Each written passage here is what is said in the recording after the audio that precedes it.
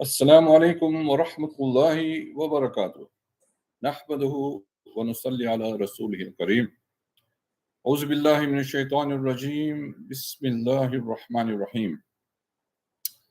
Dear educators and all those who have joined, firstly, I would like to welcome you on behalf of the Association of Muslim Schools, KwaZulu-Natal, and would like to thank you for sacrificing your Saturday morning to join us during this interesting presentation on developing critical thinking skills. Our presenter is Advocate Mohamed Vahed, who is the founder of the Youth Leadership Academy, the Young Leadership Academy, my apologies. He has presented previously on a similar topic relating to 4IR and the importance of developing critical thinking skills in the 21st century. This is a program which is part of AMS attempts to empower our educators. Inshallah, I hope, inshallah, that you will benefit from the presentation. I'm sure you will. There is a chat facility on the YouTube channel. So if you have any questions or comments during the course of the presentation, please feel free to include those chats on the YouTube, inshallah. With those few opening words, inshallah, we look forward to a very interesting program. And I now hand you over to our presenter, Advocate Mohamed Vahed. Over to you, Mohamed. Thank you very much, Mr. Ansur.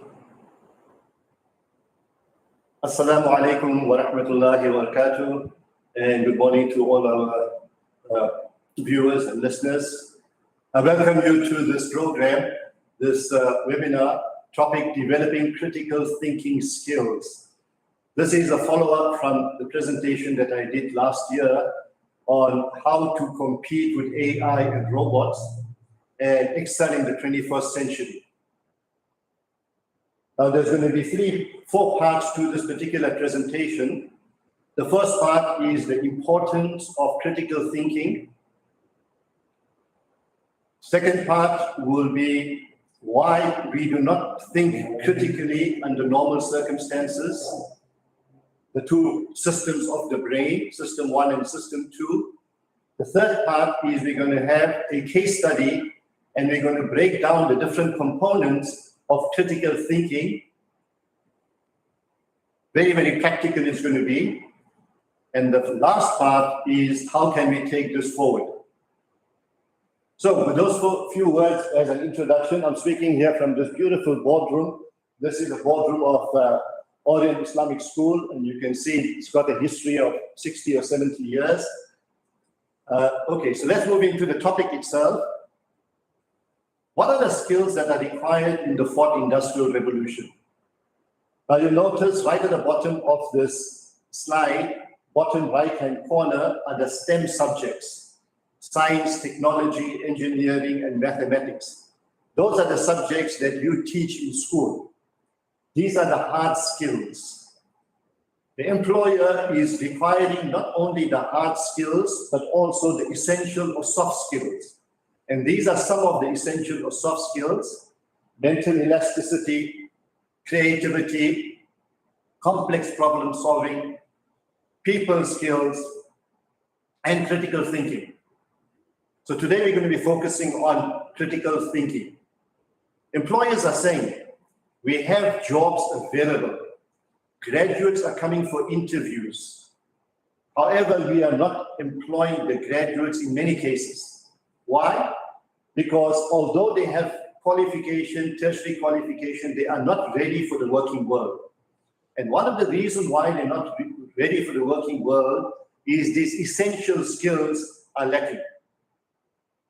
So there's going to be a number of quizzes that we're going to be doing, and I'd like you all to participate, please. You can come through on the chat on YouTube.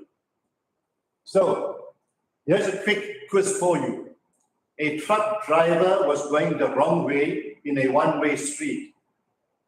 A policeman saw him, but did not charge or fine him. Wow. So let's attend this quiz. You can come through in the chat. A truck driver was going the wrong way in a one-way street. A policeman saw him but did not charge him. Why?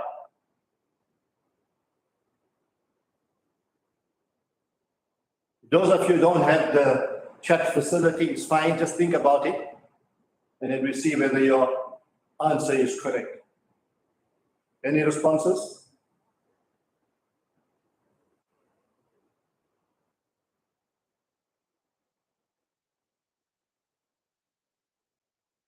Give it a few more seconds.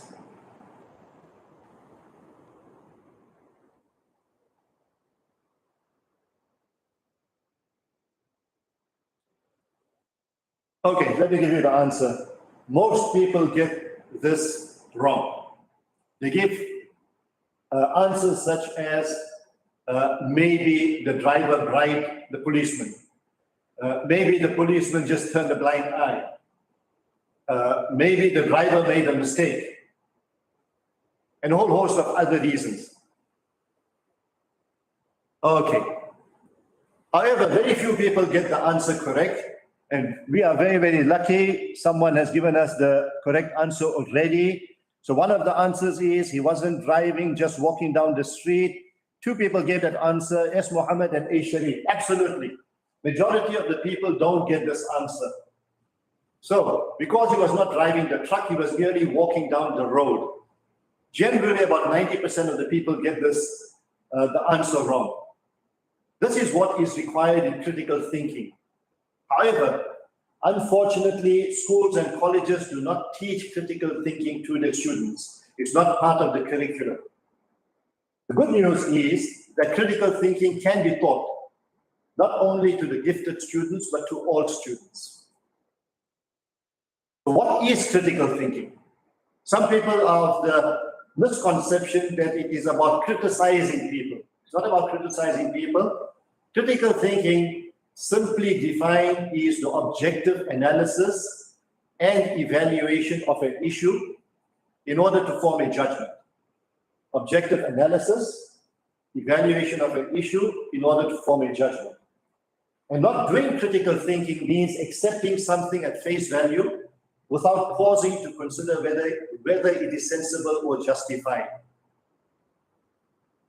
Now, similar to the example that I just gave you about the truck driving the wrong way, it is about pausing, reflection, and not merely accepting what you are told. Ask whether it is true, accurate, and reasonable. Now, have you been to a 3D movie, or have you looked at a 3D picture with the 3D glasses on? I'm sure many of you would have experienced this. The question is, how did the picture look before you put on the 3D glasses?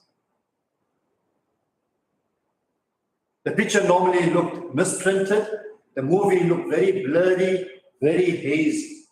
But once we put on the 3D glasses, what happened? We then could perceive what is happening more clearly. It caused the plot and characters to come alive, and it allowed you to experience all three dimensions, not just two. So if a person was in a movie and watching a 3D movie, this is how the person would react. For instance, if a person is watching, for example, Jurassic Park, and when he's seeing the dinosaur coming towards him, in a 3D movie with 3D glasses, it appears as if the dinosaur is springing out of the screen and springing at you as an audience. So this is the reaction that you would normally see on the audience. You can see the facial expression, you can see that back is pressed against the seat, and you can see in the third row, the girl has got her feet pressed against the railing in front. This is our normal reaction if we watch a 3D movie with 3D glasses. In many ways, these 3D glasses are a picture of what employers want in their team members. Organizations need employees who bring a special lens with them, who see all angles of a situation and bring critical thinking skills with them. So, if in the boardroom, in your school, the principal is having a meeting with you, he asks a question or she asks a question, the person who comes up with various possible solutions, not just one possible solution, the person who is wearing the 3D glasses. It is like a person, when you compare a person with an ordinary pocket knife and a person with a Swiss Army knife. The majority of people will just have one solution. But the people who have the mentality of a Swiss Army knife, they are those who are valued in organization and valued in the schools. So this is exactly what employers of the 21st century are looking for. One manager said, I will pay more for a staff person who can see every situation from all angles and know what to do with it. This skill helps us find solutions quicker, and it is almost priceless. So this is what the 21st century working world is looking for. There was a study carried out by Rich Milgram, CEO of a career company, Beyond, a recruitment company. He conducted research on 10 jobs that were advertised. 9 of the 10 jobs had the top 3 skills that those employers were looking for. 1 was critical thinking, 2 was complex problem solving, and 3, judgment and decision making, considering the costs and benefits of potential actions and choosing the most appropriate ones. So this is what the 21st century employers are looking for. Are we preparing our learners for this? Yes or no? I'll leave you with that thought. So that's the first part of what we are going to be discussing, and that is the importance of critical thinking and the definition of critical thinking. Now, why is it that we don't use critical thinking generally? And the reason for that is, one of the reasons for that is the way our brain functions. Experts call it system 1 and system 2 ways of thinking. So let's just do another quick quiz. If I ask you the question, what does 2 plus 2 equal to? All of us will answer without hesitating 4. And then if I ask you the question, what does 38 times 27 equal to? We will pause. We won't be able to answer immediately. We will need to pull out our calculator. We will need to use a pen and paper. That's natural. Why is this so? So 2 plus 2 equals 4, that was easy. 38 times 27 equals 1026, that was not so easy. Isn't that so? What's the reason for this? The reason is because of the 2 systems of thinking that we use on a daily basis. When we answered 2 plus 2 equals 4, our system 1 thinking kicked in. When we had to answer 38 times 27, system 1 did not kick in. We had to use system 2. So what does this really mean? Here's a simple graphic that I'm showing you. System 1 is fast, it's unconscious, it is automatic. Everyday decisions are normally taken using system 1 method of thinking. And when we use system 1 method of thinking, we are normally prone to make errors. Let's look at system 2.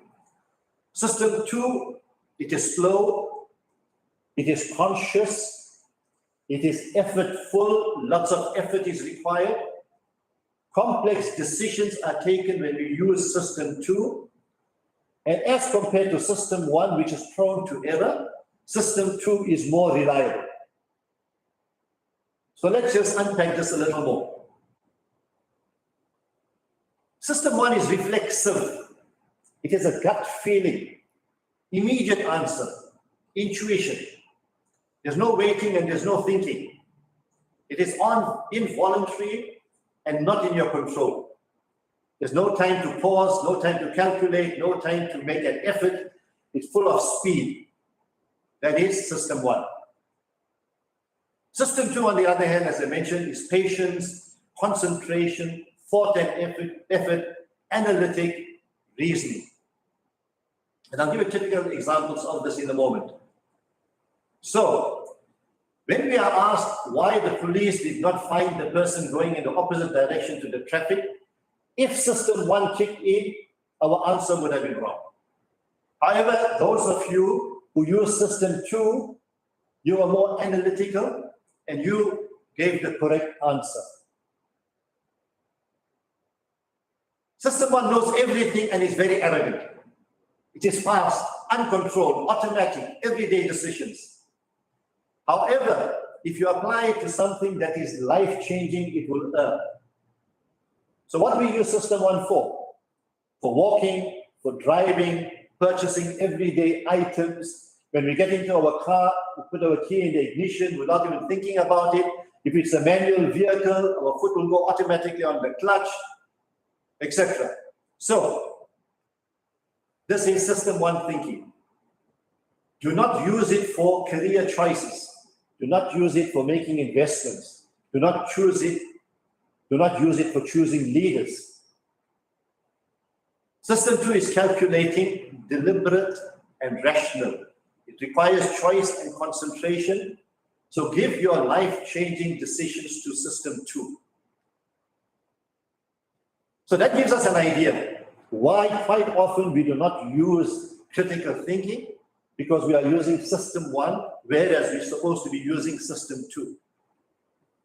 Here's a quiz, quick quiz to you. I'm going to be just leaving this for a few seconds, so you'll see there's 3 triangles, and in the triangles, there's a statement in each triangle.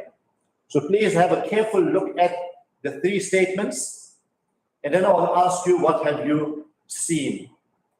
I'll give you sufficient time to read it 2 or 3 times.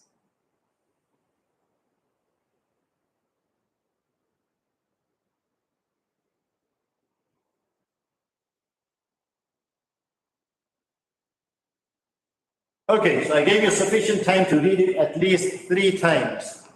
So let's just see, what did you read? You can come through on the chat. What did you read?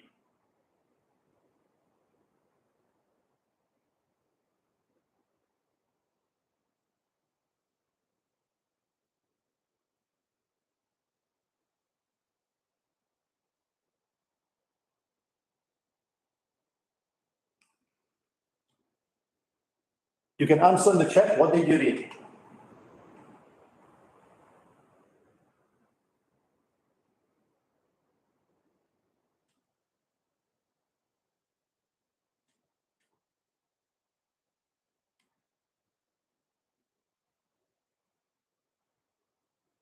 Okay, so this is what you would have read.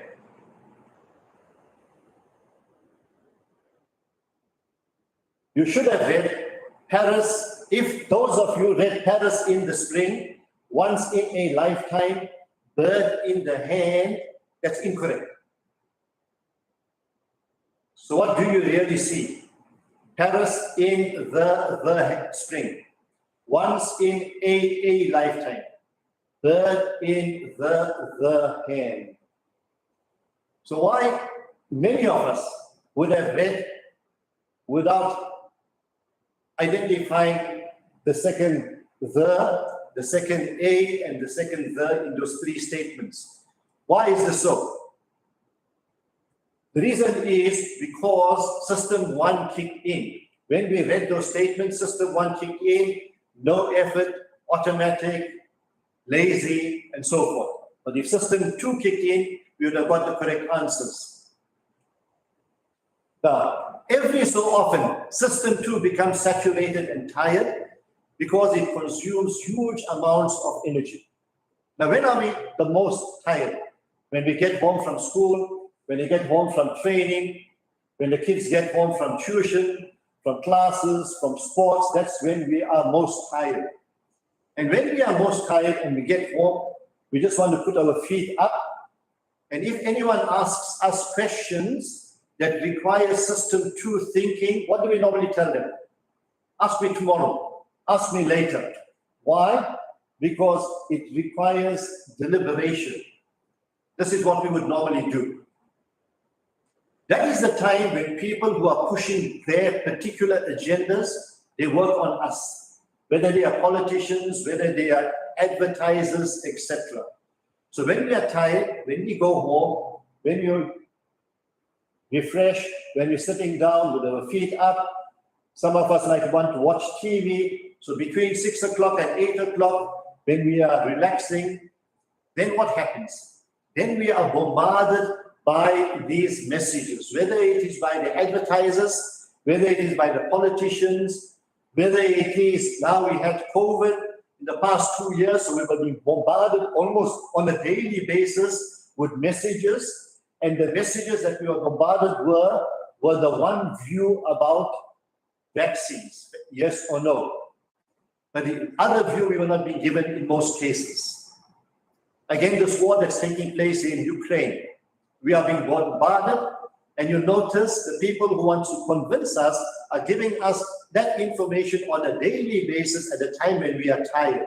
We're not getting both views.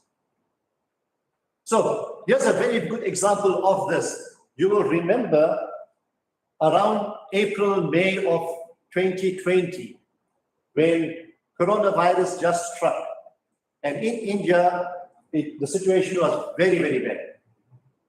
Now you recall, just at the time that the virus struck, the Tablighi Jamaat were having one of their ijtimas, and there was criticism against the Jamaat brothers that they were the people who had introduced COVID into India.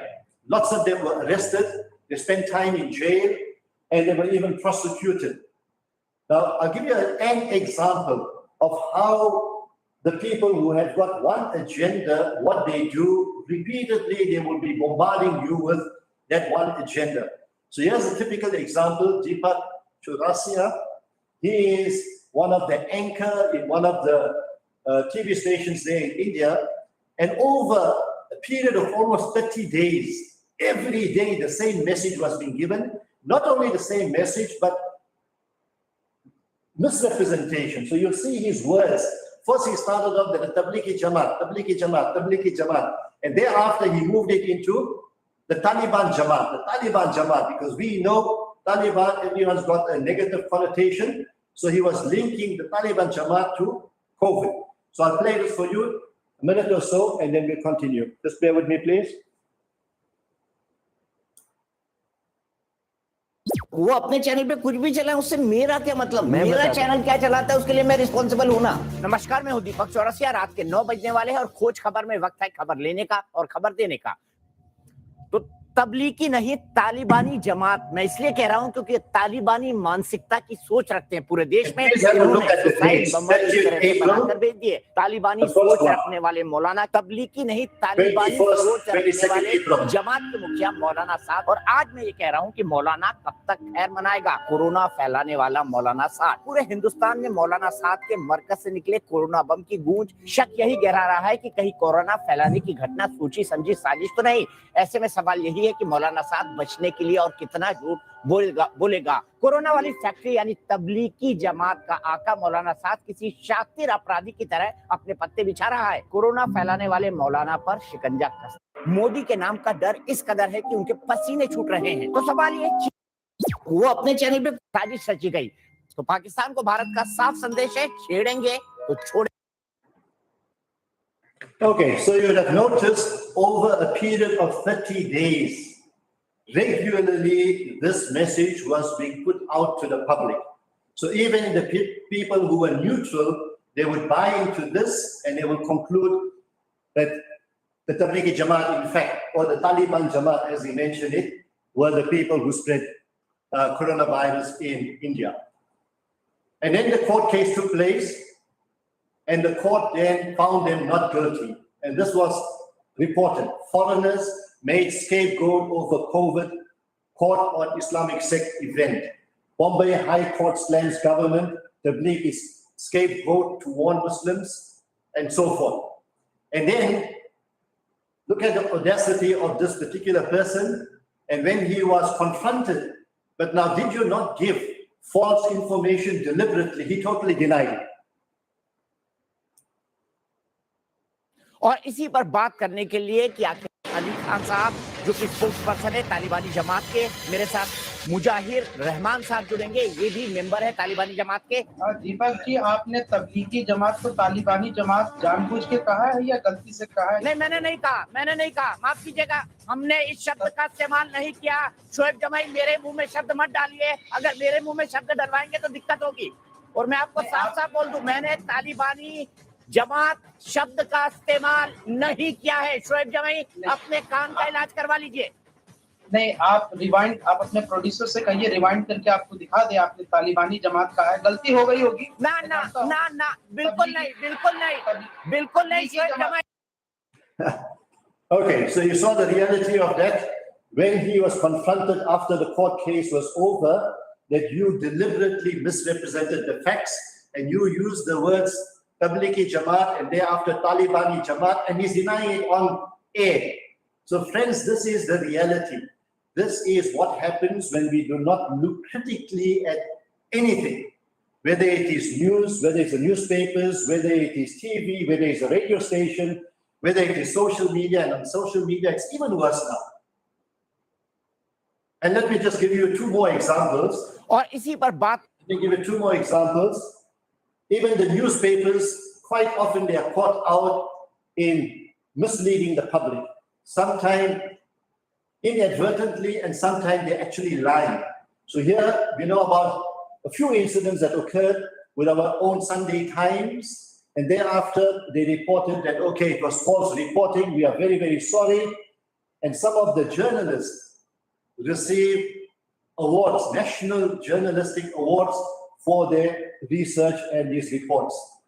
And yes, this is not only in South Africa, but internationally as well. In the Sun newspaper, it was reported 1 in 5 Brit Muslims sympathy for jihad. The Sun has been ordered to admit a controversial story that said 1 in 5 British Muslims had sympathy for ISIS was significantly misleading. So friends, the point I'm making is this: we should not accept anything at face value.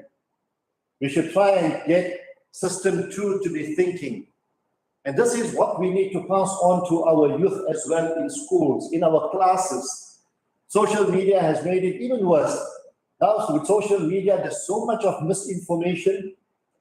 And what people normally do when they see a story and it is something that is dramatic, it's quite a juicy story, this is the first time that you have heard about it, quite often what we do is immediately be forward. And only to hear later on that that is false story, and then we regret it. So this is something that we need to be very cognizant about, and we need to be teaching our kids as well. Right, so now we finished the 2 parts of our presentation. The first part was, what is critical thinking? What is the importance of critical thinking for the 21st century working world? The second part we have completed is, why do we not use critical thinking? It's because of our system 1 and system 2 ways of thinking. Now we're going into a case study, a practical example of how critical thinking should be used. And then this is what you can also take back into the classroom.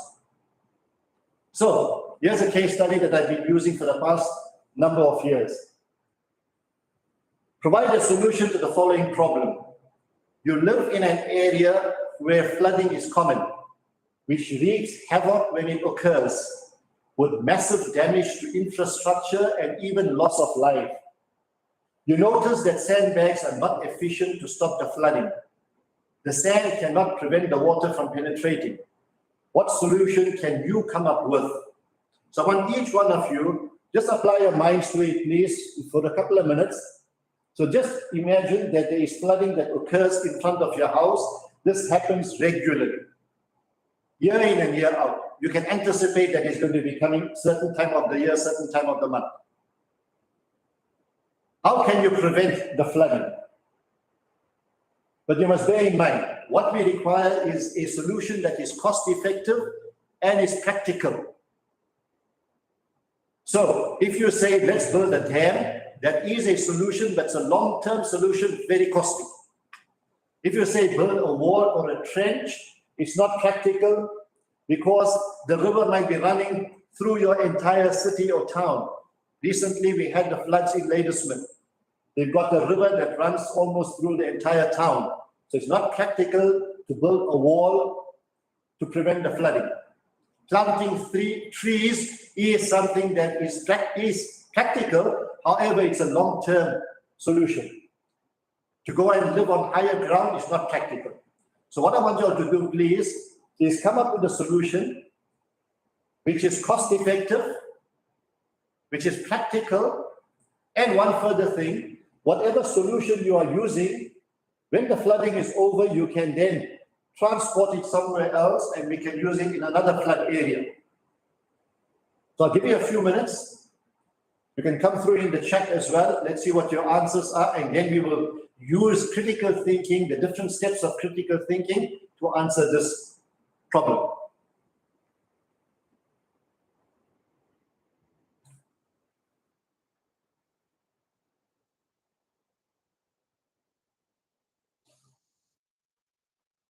If you've got a solution, you can come through on the chat, on the YouTube.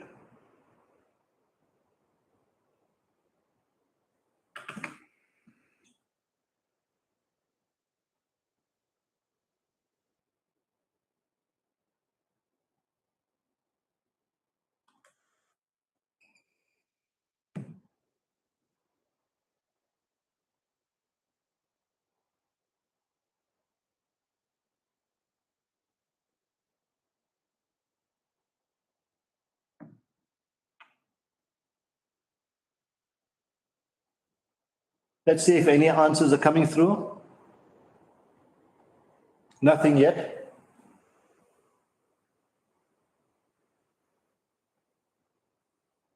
Okay, so let's see what solutions we can come up with. When I ask this question to my students, university students, what they normally say is, why don't we have some drainage system? Okay, it might work just in front of your house, but we need it to prevent flooding in that entire area. Some people come up with different solutions, but most of them are not practical. The solution is not portable. You can't now, after the flooding, take it to another area. And it is not cost effective. When I had asked this question to one group of my students, and this group, over the holidays, I normally do mentoring of students. So in the group in Durban, I was meeting them over 3 days during the holidays. So I had asked them this question on the first day. There were groups of students. One group came up with this solution, and you can tell me whether it is something practical, doable, etc. So that group said, why don't we have plastic bottles? And we have a mesh. And you can set the plastic bottles between the mesh, in the mesh itself, and put the plastic bottles like Coke bottles in such a way that there's no gaps in between. So when the flooding occurs, it will prevent the water from seeping through. And when the flooding subsides, then we can store these bottles and we can move them to another area for use later on. See, the problem with sandbags are very, very heavy. And even though you use sandbags, water still seeps through. And then after the flooding, normally the sandbags are left there. And over the period of time, the bags burst and it caused lots of a mess there. So it is not really practical and it's too heavy to move around. So that is what one group of students mentioned. Another group of students stated, why don't we do something like put something in place of the sand in those bags? And the solution they came up with was, they said the powder that is used in disposable nappies. Because that powder, when water touches it, it becomes dense and prevents the seeping. So why don't we use that? So let's just say the term they used was polymer. So said, what we can do is we can put polymer in these bags. When water touches it, it becomes solid. Water will not seep through. And when it becomes dry, the polymer then goes back to its original powdery state. It can then be stored somewhere, and flooding the next time it could be taken and used in another area. I thought that was a fantastic solution. The next morning, group one one of the students came to me and said, Mr. Vahed, I don't think so that is a practical solution. I asked why. She said, I've done research last night, and that powder that they were talking about is very expensive. It costs about 5,000 Rand for 1 kg. So it's not cost effective. The leader of the students, he said, and probably they had a project like this in school, the show and tell project. So he said, what we have done in the past was when we had this situation and this was the solution we came up with, I contacted Jack Ma's sister in China. You know who Jack Ma is? The owner of Alibaba, one of the largest companies in China. So I contacted Jack Ma's sister. I told her, this is the project we have. This is the powder that we need. Would you be able to sponsor it? And she said, willingly, I will send 1 container of that powder. You tell me when. Isn't that a fantastic solution? And who did that come from? Grade 7 to grade 10 kids. That's why when I have these workplace readiness training programs for my university students, I tell them that this is Generation Z. These are the people you're going to be competing with. So therefore, you need to pull up your socks. Okay, so that was that solution. However, let's give you another practical solution to this problem. Now, this is actually what happened. There was a person by the name of Peter Robertson, 13 years old. In 2012, Hurricane Sandy hit America.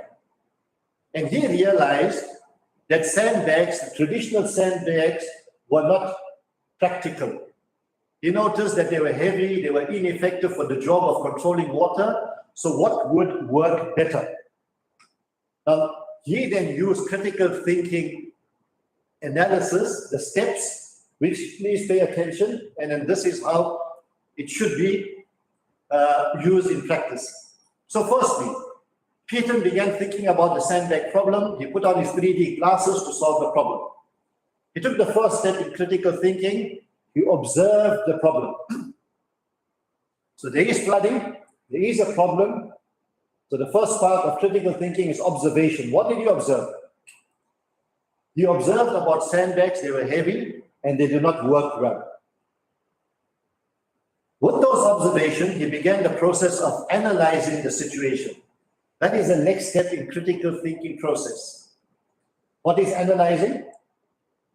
When we analyze a situation, we look at the problem from various angles. Peter considered things such as portability, effectiveness, and reusability. Not what we would generally consider bad sand, water. No. So the first thing is he observed what was the problem. Secondly, he analyzed the problem.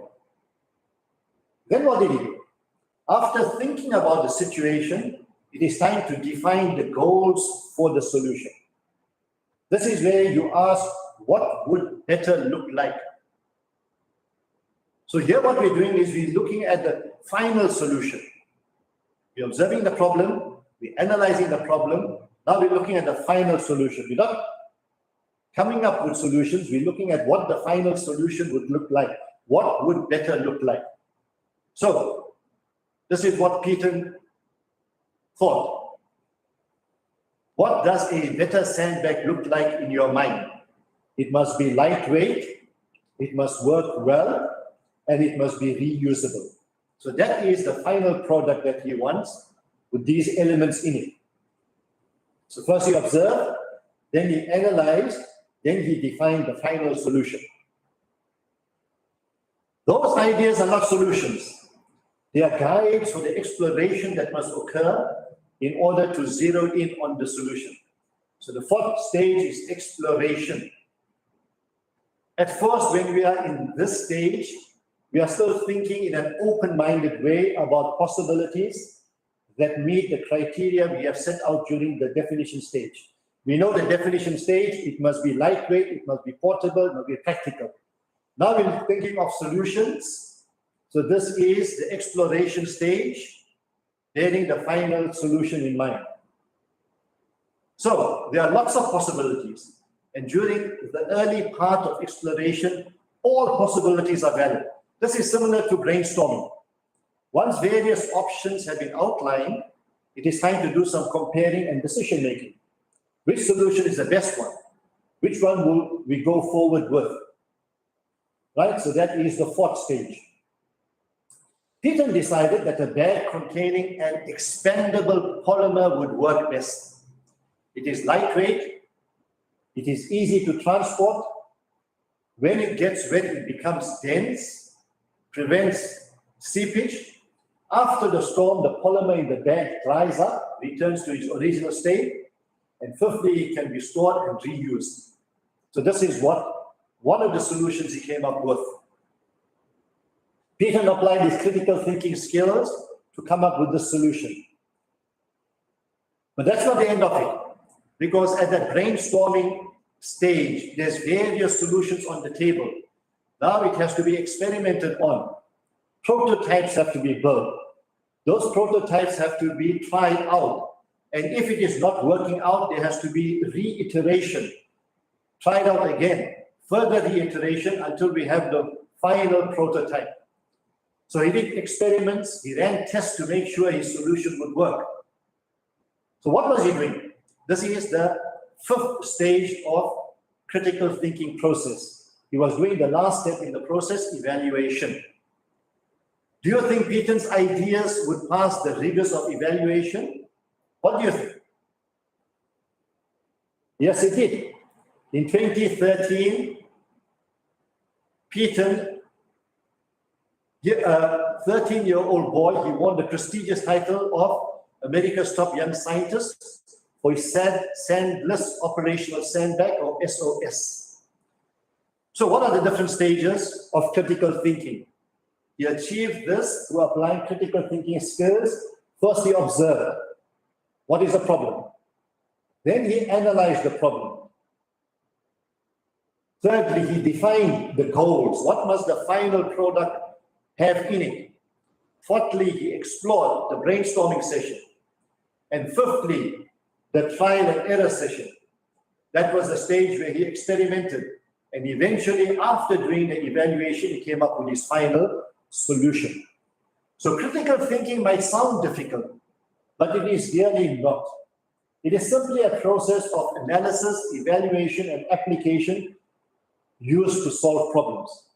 So right at the beginning, we said, what is the definition of critical thinking?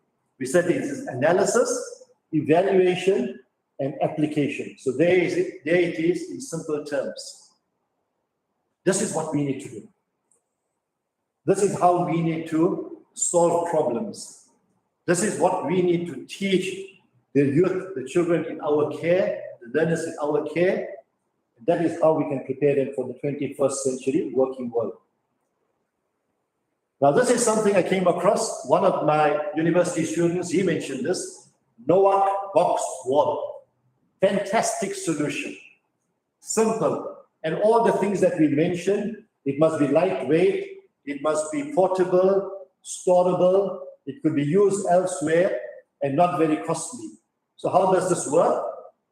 And I'll show you a quick video on it.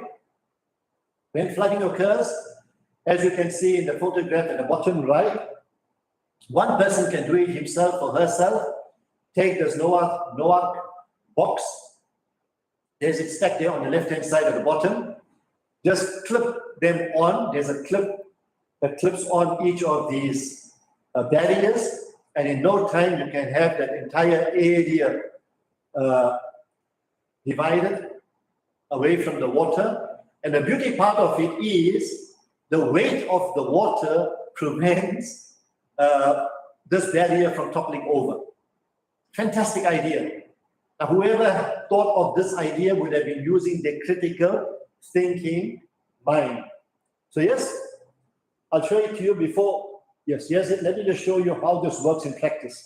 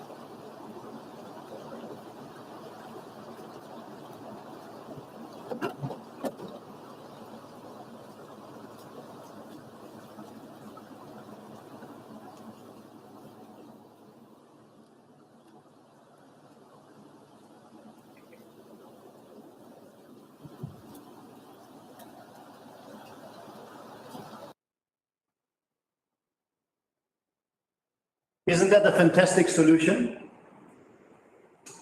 I'm going to be playing you another one video, and this person, he is in fact single-handedly changing the world, and I'll come back to my concluding slides. This person, his name is Manoj Bharjav, and he is literally single-handedly changing the world for the better.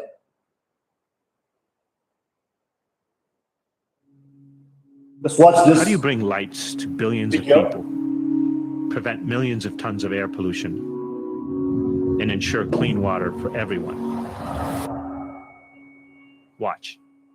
My name is Manoj Bhargav, and most people know me as the founder of 5 Hour Energy. If you have wealth, it's a duty to help those who are less privileged. What is it that we can do that can make an enormous difference? The answer is invent stuff. A third of the world has no electricity. How can we get electricity to their home? Let's go for simple. This is what we're calling a power pack. For a household, you have this as your entire electricity source. Never get an electric bill again. It can run a fan, a TV, computer, mobile phone, and lights for up to several hours. You can charge this from the bicycle, you can charge it from solar, and if you want more electricity than that, there's a solar briefcase. It's easy to carry and really easy to use. The solar briefcase will charge the power pack in just a few hours. I visited some villages and we found out that for them, one light bulb, their whole evening is productive. They're working. The kids studying. You can use it for small TVs, fans, tablets, computers. If you have one of these, you never get an electric bill. This is how you're supposed to use solar. It's so cool. Regarding the water projects that we're doing, we made this thing that turns brackish water into fresh water. It'll change the lives of millions of people. So we think the future for the next several years is this. In agriculture, we discovered that you can make fertilizer in 18 days with no money. It doubles produce and uses half the water. If you follow the instructions, you can make it yourself. We're actually going to put it on the internet and it's free. We went from 50 to 40,000 farms. In 5 years, I expect it to be in several million farms. We're affecting water shortages and you're getting healthier food. And the farmers up the money they're making by 10 times. With one simple change. When you make a change at the very base, everything works above it. Getting the fertilizer out there, getting electricity out there, getting water out there. That's all that matters. It's time to stop talking about awareness and inspiration. It's time to do something.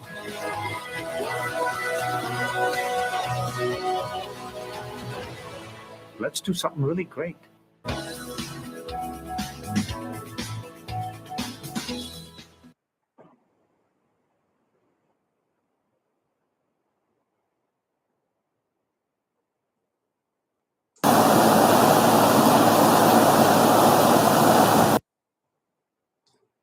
Okay, I see Zainab Vahed has given a possible solution to that flooding problem. Zainab suggests that we have a large plastic ribbed container that collects the water that can retain an embankment. It can be drained or used after the flooding, and the container can be removed. Thank you very much for that input.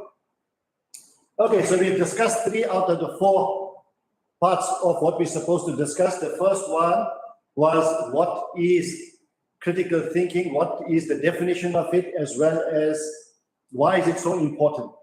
Secondly, we discussed why we don't use critical thinking, the one brain system, system 1 and system 2 brain. Thirdly, we unpacked how critical thinking should be practiced. Fourthly, now what's the way forward? As I mentioned right at the outset, the STEM subjects are what you are teaching them in school. However, that is not the only thing that's required to prepare our learners for the 21st century working world. We need all the other essential skills: mental elasticity, creativity, complex problem solving, people skills, that's EQ, communication, and so forth, and critical thinking. So we just discussed one of these segments, and that is critical thinking. Now let's ask ourselves this question, and please let us be brutally honest with ourselves. Are we preparing our learners for the 21st century working world or not? Are we preparing them adequately for their careers, for life, and beyond? Let's all of us do an introspection, ask ourselves this question. We know how much our learners are paying in the different schools, 20,000, 30,000, 40,000, and even over 50,000 per year. And if we calculate it over their school life, we're looking at the extreme end, 500,000, 600,000 rand. And then when these kids go to university, and if we have to pay for their fees, again, another 150, 200, 250,000. So at the end of the day, how much are we spending? How much are the parents spending on the learners who are in our care? Now, when they come out of university with the degrees, diplomas, when they come out of colleges, when they come out of Darul Ulooms, madrasas, etc., many of them are not finding work, even with qualifications. That tells something about our preparation of these children. Just as an aside, 2 weeks ago we had the reunion for the class of 74. My metric class of 74, my alma mater is Orient, and we had a reunion. So it was approximately 48 years ago. Can you imagine? So we had all these, we had about 20, 25 of our colleagues present. And what was interesting was where the majority of these people ended up in their careers. Out of those people, 28 or so, 4 of them are doctors, 1 a specialist, 4 of them are professors, 1 of them was the vice chancellor of one of the top universities in the country, 2 lawyers, 1 clinical psychologist, a number of business people, some of them are multi-millionaires, and 1 is even, I would say, close to a billionaire. So they've done very well for themselves, alhamdulillah. So if Orient looks back to the class of 74 and 73, 72, 75 thereafter for a few years, we'll be justifiably proud, the institution and even other schools, you'll be justifiably proud of your students, what they have achieved, alhamdulillah. Can we say the same for the kids who are in our care today, with what awaits them in the 21st century, where 60% of the jobs that they are going to be exposed to have not even been thought of at present. And with all the amounts that they are paying for their studies, are we really preparing them for what awaits them? Let's be brutally honest with ourselves and ask ourselves that question. And if not, what can we do about it? So I've got a suggestion. What we need to do is we need to introduce a few things. One is we need to introduce akhlaq, character building among the students, self-esteem, proper character, the character of the Prophet ﷺ. All those things we need to imbue in their lives and make it a compulsory subject in the curriculum. So that's the one part. The second part is soft skills or essential skills. And the third part are the hard skills. So in hard skills, we could possibly introduce things like how to prepare a CV, project plans, project management, robotics, and those things. So that is the hard skills. But I'm concentrating on the soft and essential skills, and that's where today's lesson we're going to terminate. So we can introduce the essential skills, and I term them the 5 C's. Critical thinking, complex problem solving, creativity, communication, and collaboration. Collaboration, working in teams. So these are 5 essential skills amongst about 8 or 10 essential skills. In addition to this, we need to teach from a very young age entrepreneurship to our learners. And if we can start it from a young age, then inshallah, when they reach matric, they will be far, far better prepared than many of today's matriculants and many of today's universities are for the working world. Question arises, how do we include it in our syllabus, in our curriculum? Can we interfere with the curriculum? We've got too much of work to do. As it is, our hands are full. We can't introduce anything new. That's one. Parents will probably complain that we don't want any extra lessons. As it is, they've got enough on their plate. The solution is simple, friends. You can introduce it from grade 7 to grade 9. From grade 7 to grade 9, I am informed that there is flexibility in developing your curriculum. You can introduce new things. So this can be introduced from grade 7. You introduce it in grade 7, you continue in grade 8 and go to grade 9. And when they are finished in grade 9 with these skills, I'm quite confident, inshallah, that we will be preparing them for the 21st century working world. And also we need to get an entrepreneurship mindset in them. So this is something that we can do. So with those few words, thank you very much for listening attentively, and I'll hand you over to Mr. Ansur again. Jazakallah khair. Assalamu alaikum wa rahmatullahi wa barakatuh. Wa alaikum salam, Advocate Mohammed. Jazakallah for a very, very thought-provoking and interesting presentation. I would like to appeal to all those who participated to kindly post your comments on the chat, not only in terms of your evaluation of the workshop. I think Advocate Vahed would be very keen to hear your presentation, your comments and inputs in order to refine further such presentations. And similarly, if those of you who have participated, educators, board members, and others I have seen, and I want to thank you for your participation, members of the board and other interested people who have joined the webinar. If you have any comments, if you have any suggestions about future presentations, we would certainly appreciate that. From the side of the Association of Muslim Schools, we'd like to extend our very, very sincere thanks and Jazakallah khair to Advocate Vahed. Inshallah, until the next time, Assalamu alaikum wa rahmatullahi wa barakatuh.